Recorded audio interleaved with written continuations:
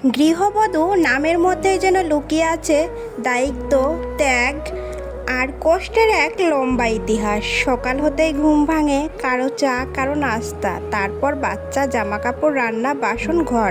এই তো তার দিন। সে বাড়ির মেয়ে নয়, সে শুধু বাড়ির কাজের লোক। কেউ জিজ্ঞেস করে না, তোমার শরীর ভালো তো, তুমি কেমন আছো?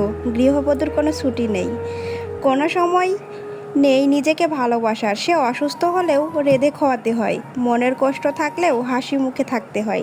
সবাই ভাবে সে তো কিছুই করে না, শুধু ঘরেই থাকে। অথচ সেই ঘরের প্রতিটি সাজানো কোণ, প্রতিটি রান্না করা খাবার, পরিষ্কার বিছানা সবই তার হাতে গড়া।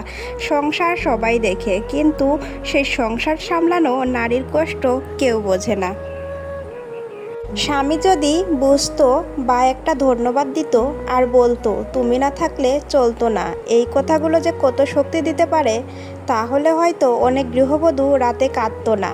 শাশুড়ি যদি বলতো তুই আমার মেয়ের মতো, তাহলে মেয়েটা অন্তত একটুখানি শান্তি পেত।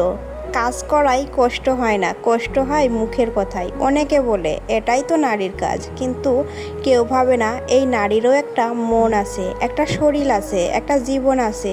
সে কাঁদে, কিন্তু কারো সামনে নয়। সে হাসে, শুধু যেন ঘরে অশান্তি না হয়। এই কষ্টের মাঝেও সে স্বপ্ন দেখে তার সন্তান যেন একদিন বুঝে তার মা কত কিছু ত্যাগ করে গেছে। গৃহবধূ মানেই কষ্ট নয়, গৃহবধূ মানে ঘরের বুকে দাঁড়ানো এক বটগাছ। শাশুড়ি এই শব্দটা অনেক মেয়ের কাছে মানে কষ্টের আরেক নাম। ঘরে পা রাখার প্রথম দিন থেকেই একটা অদৃশ্য দেয়াল। মায়ের মতো আপন বলে যাকে ভাবা যায়, তিনি যেন সব সময় খুঁত খোঁজেন।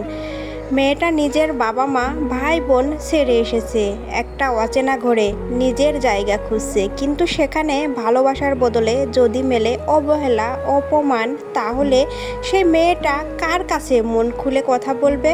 সকালে উঠে সবার আগে কাজ, রাতে সবার পরে ঘুম, তবুও অভিযোগ শাশুড়ির চোখে, এই কাজ ঠিক করেনি, কথা বেশি বলে, আমার ছেলের কপাল খারাপ, এটা আনেনি, ওটা আনেনি, বাবা মা কিছু শেখায়নি। প্রতিনিয়ত এই কথাগুলোই শুনতে হয়। আরও কত রকম কথা বলে সবাই, অথচ ওই ছেলের জন্যই সে নিজের সব ছেড়ে এসেছে। একটু ভালোবাসা, একটু মমতা চেয়েছিল, মা বলে ডাকতে চেয়েছিল। কিন্তু অনেক শাশুড়ি যেন ভুলে যান তারও একদিন শাশুড়ি ছিল, তিনিও হয়তো কষ্ট পেতেন, কিন্তু আজ তারই পায়ে সেই কষ্টের ছাপ রেখে গেছেন অন্য কারো জীবনে। সম্পর্ক মানে বোঝাপড়া, মা বউ যদি একসাথে হাঁটতো ঘরটা হতো স্বর্গ। কিন্তু যেখানে প্রতিযোগিতা, সেখানেই বিষ ছড়িয়ে পড়ে। একটা মেয়েকে বুঝুন, সে যদি হাসে তবেই ঘর হাসে। তার চোখের জল লুকিয়ে রাখলে সারা ঘরে কষ্ট জমে।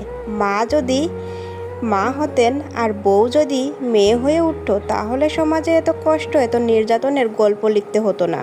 মনে রাখবেন, প্রতিটি শাশুড়িই একদিন বউ ছিলেন, আর প্রতিটি বউ একদিন শাশুড়ি হবেন। সময় বদলাবে, কিন্তু সেই সময় বদলানোর কষ্টগুলো যদি থেকেই যায়, তাহলে কিন্তু জীবন অপরিপূর্ণ থেকে যাবে। এই অল্প জীবনে সুখের চেয়ে দুঃখের পরিমাণটাই বেশি। তো আমার গল্পগুলো কেমন লাগলো সবাই একটু কমেন্ট করে জানাবেন, আর সবাই আমার পেজের একটু সাথেই থাকবেন, লাইক কমেন্ট দিয়ে সব সময় ভরিয়ে দিবেন।